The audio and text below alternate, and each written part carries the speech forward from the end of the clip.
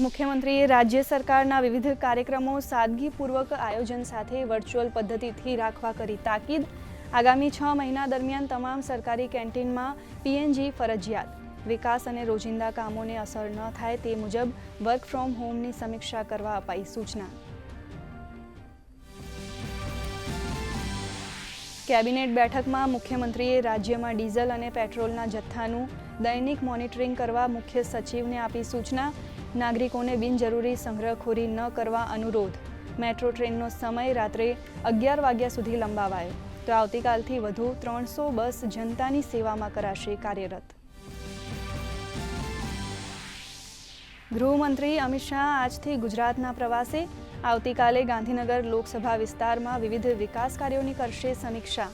17મીએ ગાંધીનગરના દશેલા ખાતે મધુર ડેરીના અદ્યતન મિલ્ક પ્રોસેસિંગ અને પેકેજિંગ પ્લાન્ટનું કરશે લોકાર્પણ. આ પ્લાન્ટથી ડેરીની દૂધ પ્રોસેસિંગ અને પેકેજિંગ ક્ષમતામાં થશે બમણો વધારો. ભારત યુએઈ વચ્ચે વાડીનારમાં જહાજ રિપેરિંગ ક્લસ્ટર સ્થાપિત કરવા અંગે થયા એમઓયુ. યુએઈ ભારતમાં $5 અબજ કરશે રોકાણ. પ્રધાનમંત્રી મોદીના યુએઈ પ્રવાસ દરમિયાન મહત્વની જાહેરાત. બંને દેશો વચ્ચે એલપીજીના પુરવઠા મુદ્દે પણ મહત્વના સમજૂતી કરાર. યુએઈ પ્રવાસ બાદ પ્રધાનમંત્રી મોદી નેધરલેન્ડ જવા રવાના. પ્રવાસ દરમિયાન પીએમ મોદીએ સંયુક્ત આરબ અમીરાતના રાષ્ટ્રપતિ સાથે કરી મુલાકાત.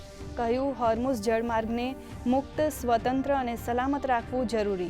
તમામ પક્ષોને આંતરરાષ્ટ્રીય કાયદાનું પાલન કરવા કર્યું આહવાન.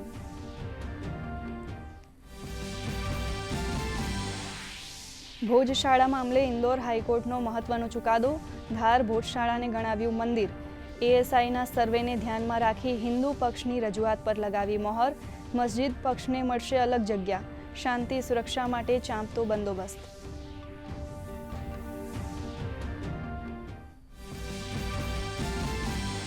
દેશમાં ચોમાસું વહેલું આવવાના એંધાણ. 26મી મે સુધી કેરળમાં દસ્તક આપે તેવી શક્યતા. તો રાજ્યમાં ઘટ્યું ગરમીનું જોર. અમદાવાદ અને રાજકોટમાં 41.7 ડિગ્રી મહત્તમ તાપમાન. આગામી 48 કલાક બાદ મહત્તમ તાપમાન 2 થી 3 ડિગ્રી સુધી ઘટવાની શક્યતા.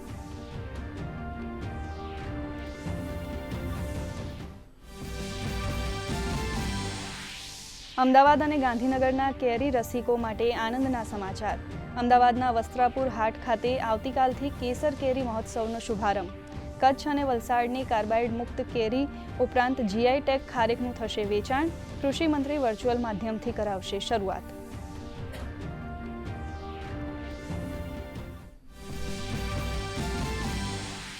ગાંધીનગરમાં આયોજિત એશિયન વેઇટલિફ્ટિંગ ચેમ્પિયનશિપમાં ભારતનું શાનદાર પ્રદર્શન. 69 કિલોગ્રામ વેઇટલિફ્ટિંગ કેટેગરીમાં ભારતની હરજિંદર કૌરે જાપાનની મિયાઓગને આપી માત. બ્રોન્ઝ મેડલ કર્યો પોતાના નામે.